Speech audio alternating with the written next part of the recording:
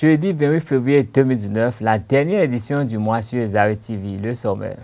Des spécialistes francophones de l'Académie de pathologie se sont donné rendez-vous à Cotonou hier 27 février. Les détails dans un instant. La Confédération générale des travailleurs du Bénin a tenu son premier conseil fédéral ordinaire ce mercredi à Cotonou. Le compte rendu dans cette édition. Le championnat national d'esclaves a démarré aujourd'hui à Cotonou. Un retour sur cette compétition.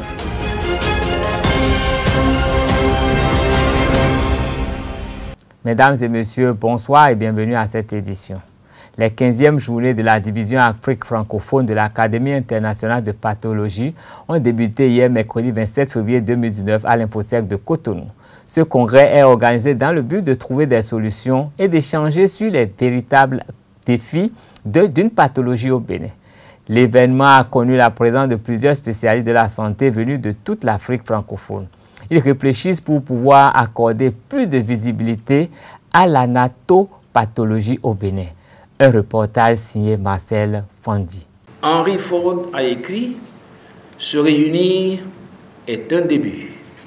Rester ensemble est un progrès. Et travailler ensemble, c'est la réussite. » La réussite, un facteur tant recherché. Lors du 15e journée scientifique, ce mercredi 25 février 2019, à l'Infosec de Cotonou, plusieurs médecins et docteurs nationaux et étrangers se sont réunis autour du thème « Les défis du pathologiste dans la prise en charge des maladies ». La division de l'Afrique francophone de l'Académie internationale de pathologie a pour mission de faire la promotion de l'anatomopathologie qui jusqu'à présent reste une entité moins inconnue au Bénin. Nous vous rappelons que notre division, la DAFAIP, a pour mission de faire la promotion de l'anatomie pathologique en Afrique francophone subsaharienne, assurer la formation des jeunes médecins en spécialisation et des techniciens de laboratoire, assurer la formation continue des spécialistes et améliorer les méthodes de diagnostic, notamment dans le domaine du cancer et des maladies infectieuses telles que la tuberculose. Les participants vont, durant les 3 jours de la conférence, partager leur expérience, les résultats de leurs recherches avec leurs collègues venus de France et d'ailleurs, sûrement dans le but d'améliorer la pratique de la pathologie dans notre sous-région de l'Afrique francophone. Dans le but de donner plus de visibilité à cette spécialité médicale, la présidente du comité d'organisation de ce congrès, Akele Ako Marie-Thérèse, a rappelé que 3 points fondamentaux y seront abordés. 3 sujets ont été retenus pour ces 15e journées. La place du pathologiste en 2019 dans le diagnostic des maladies infectieuses tropicales, la tumeur vésiculaire non évasive avec noyau de type papillaire dans la pathologie thyroïdienne, la classification des carcinomes ovariens. C'est donc à juste titre que durant ces 3 jours, Cotonou sera sous les feux de rampes pour informer, échanger, partager et communiquer sur les enjeux liés à l'anatomie pathologique en Afrique francophone. Représenté par son conseil technique aux soins de santé, Salami Lamidi, le ministère de la Santé promeut un soutien indéfectible à l'événement. Je reste donc rassuré que vos résultats seront de haut niveau et vous assure également à l'occasion que mon département ministériel et le gouvernement tout entier prêteront une forte attention aux conclusions de vos travaux. C'est sur ces mots que je déclare officiellement ouverts les travaux des 15e journées de la division Afrique francophone de l'Académie internationale de pathologie. Vive la coopération internationale au service de la santé. Vive le Bénin. Je vous remercie. Débuté ce mercredi 27 février 2019, les 15e journées scientifiques sur l'anatomopathologie se tiendront sur 3 jours, ce qui permettra aux spécialistes du secteur de la santé de réfléchir sur comment donner plus de visibilité à cette spécialité. L'adoption d'un décret portant prorogation du mandat des membres de l'autorité de régulation de l'électricité ARE est une des décisions issues du Conseil des ministres de ce mercredi. Le Conseil a pris connaissance d'un compte-rendu de l'étape de la mise en œuvre du projet d'accès à la télévision par satellite pour 200 villages puis à la mise en œuvre du volet mobilisation sociale du projet d'appui à l'enseignement secondaire au Bénin. Je vous invite à suivre le ministre du Tourisme, de la Culture et des Sports, Oswald Omeki, pour plus d'explications. Au titre des mesures normatives, le Conseil a adopté le décret portant prorogation du mandat des membres de l'Autorité de régulation de l'électricité ARE. Au titre des communications, compte rendu d'étape de la mise en œuvre du projet d'accès à la télévision par satellite pour 200 villages en République du Bénin. Ce projet, initié en partenariat avec la coopération chinoise, permettra d'installer dans chacun de ces villages non encore couverts par la télévision numérique terrestre TNT, 2 vidéoprojecteurs avec décodeur intégré, un poste téléviseur numérique de 32 pouces pour les lieux publics. Les 10 villages recevront gratuitement 21 chaînes de télévision pendant les 5 ans que durera ce projet. En outre, des foyers bénéficieront de kits de réception par satellite munis de téléviseurs. Ces équipements leur permettant de recevoir sans frais pendant 2 mois 33 chaînes, y compris la chaîne nationale du Bénin. Après cette période, la possibilité leur est offerte de contracter des abonnements d'un coût forfaitaire destinés à l'entretien des équipements. Le ministre de l'Économie numérique et de la Communication est instruit de veiller à la mise en œuvre diligente de ce projet.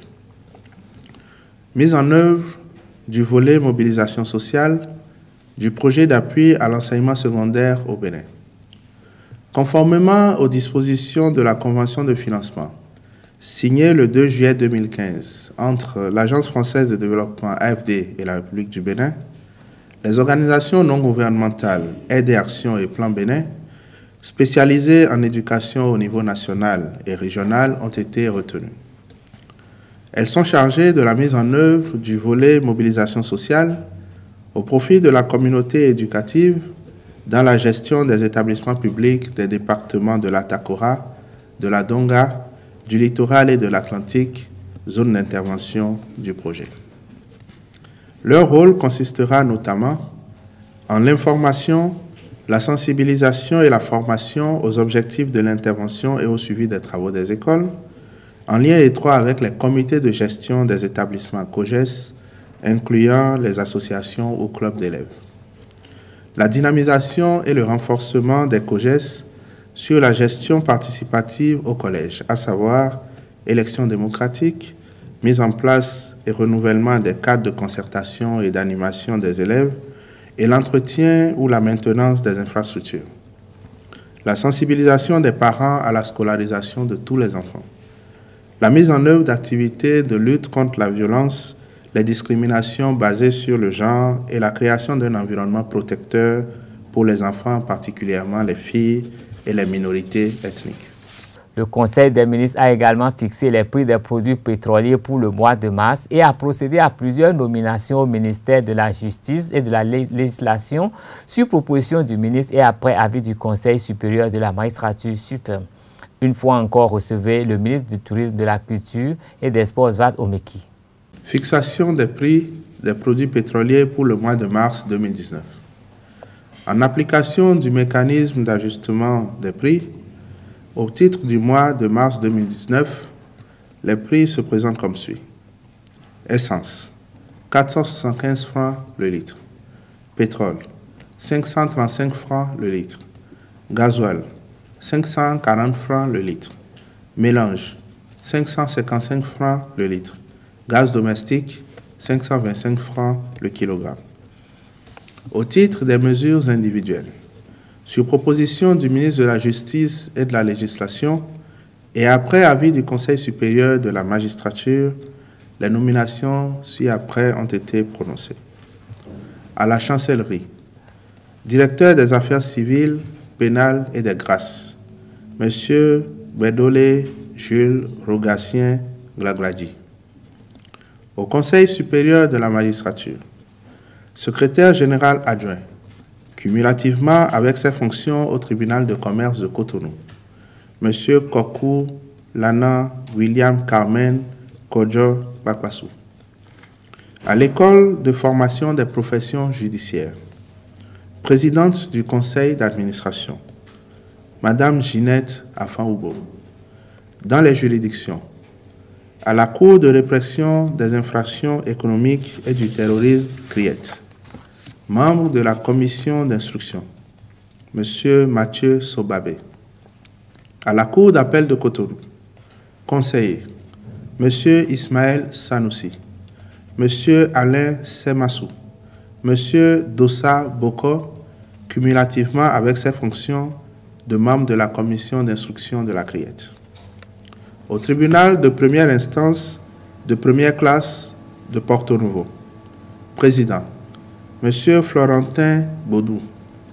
Au tribunal de première instance de deuxième classe d'Abomey-Calavi, juge, cumulativement avec ses fonctions à la CRIET, Monsieur Essowe Batamoussi.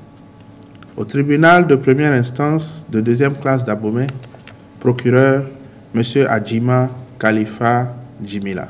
Je vous remercie. La Confédération générale des travailleurs du Bénin, CGTB, a tenu son premier conseil fédéral ordinaire de l'année à son centre de formation ce mercredi 27 février 2019. Un conseil qui s'est, entre autres sujets, pensé sur l'avenir de l'organisation. Je vous invite à suivre un extrait de l'allocution du secrétaire général de la CGTB. Le premier conseil confédéral de la CGTB est toujours consacré, disons, à l'examen des rapports de l'exercice précédent et à l'examen des projections au titre de l'exercice concerné, notamment l'exercice 2019. Donc, ce que nous avons fait au cours de cette session, c'est déjà d'examiner les comptes de la CGTB au titre de l'exercice 2018, de voir les activités qui ont été réalisées et de nous prononcer sur les difficultés que nous avons eues au cours de ces exercices-là. Et par rapport à ça, nous avons pris des engagements et des résolutions pour que l'année 2019 soit meilleure. Et pour que ça soit meilleur, et naturellement, nous avons travaillé sur ces perspectives-là. Nous avons travaillé sur ces perspectives-là en insistant surtout sur les moyens dont nous aurons besoin pour faire en sorte que l'exercice 2019 se passe avec un peu plus de bonheur. Un peu plus de bonheur parce que maintenant que nous savons les défis du milieu syndical, nous savons les défis de l'exercice du droit syndical, il est évident que les moyens que nous allons déployer en 2019 face au gouvernement et face à toutes les entités qui ont des velléités, disons, de violation ou de bâillonnement des libertés syndicales, ces outils ont été utilisés véritablement en fonction. Ces outils ont été utilisés en fonction et puis donc nous sommes donnés les moyens qu'il faut pour qu'en 2019, on ait plus de punch en ce qui concerne les répondants par rapport aux différents assauts, aux agressions du droit syndical, mais surtout pour que nous offrions aux travailleurs, par nos combats, nos luttes, de meilleures conditions de travail et de vie. Les maîtres du monde sont des nombres qui président les destinées de l'aide selon les adeptes. Ils sont au nombre de 9 et ont chacun des significations, comme l'indique le métaphysicien Amoussa Raimi, invité sur l'émission Au cœur du ministère. Il nous donne des explications sur ces nombres. Suivez. Merci. Pour vraiment appréhender la notion de maître nombre, me permettez que nous définissions quand même les 9 premiers nombres. Puisqu'il y a aussi 9 maîtres nombres. Vous avez le nombre 1, 2, 3, 4 jusqu'à 9. Le 1, c'est ce que nous appelons la puissance de départ, la volonté. Le 2, et le 1 représente l'homme. Le 2, c'est l'association, la diplomatie, la collaboration. Et ça représente la femme. Rappelons que le 1 représente l'homme et le feu. Le 2 représente la femme et l'eau. Vous avez le 3, qui signifie la communication. Le 4, le travail et la rigueur. C'est le nombre de la prison. C'est le nombre où, si vous n'avez pas une puissante volonté, vous ne pouvez pas vous en sortir. Le 5, le nombre de l'énergie, du changement, des révolutions, des remises en cause. Mais c'est le seul nombre, le 5, qui a dont la figure présente deux figures, comme on dit. C'est-à-dire l'étoile à 5 branches, donc quand la pointe est vers le haut, ça veut dire les énergies divines positives. Mais quand la pointe tourne, ça donne la figure du diable. Et ce sont des énergies négatives, destructrices. Vous avez le 6, le nombre de la responsabilité du foyer et de la famille et de l'environnement. Vous avez le 7, le nombre de la conscience, le nombre de la victoire, le nombre de la solitude et de la recherche. Vous avez le 8, le nombre de la justice, mais aussi du karma, le nombre de l'équilibre entre les forces spirituelles et les forces matérielles. Et vous avez le 9, le nombre des humanistes, le nombre de ceux qui viennent pour se sacrifier pour les autres. Voilà, résumé, le schéma des 9 premiers nombres. Maintenant, nous pouvons définir maintenant le maître nombre. Vous voyez, maître nombre. Oui. C'est-à-dire, quand on dit maître déjà quelque part, ça veut dire quelqu'un qui a eu le temps de maîtriser des techniques. Puisque la maîtrise est liée à la maîtrise. Quand on dit maître, c'est lié à la maîtrise. Oui.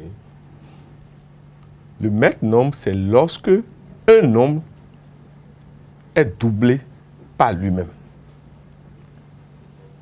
C'est-à-dire, on pouvait dire des jumeaux mâts, des jumeaux qui sont de sexe, du même sexe. Donc, 1, son maître nombre, c'est le 11. 2, son maître nombre, c'est le 22. 3, c'est le 33. 4, c'est le 44. 5, le 55. 6, le 66. 7, le 77. 8, le 88. Et 9, le 99. Jeux de lettres et de mots dans les joutes interocérébrales, les 19e championnats nationaux de Scrabble se sont ouverts ce matin à Cotonou. Une trentaine de Scrabbleurs venus de tout le pays ont remis leur ménage dans 4 épreuves. Défi national, Blitz, classique et élite, jusqu'au dimanche 3 mars 2019. Reportage signé Setonji Larios à Tchagouinou. Depuis qu'il y a eu Blitz, c'est toujours lui. Il n'y a pas un autre. Le clip du Bénin alors. Vous lui arrachez le Blitz, il a commencé encore.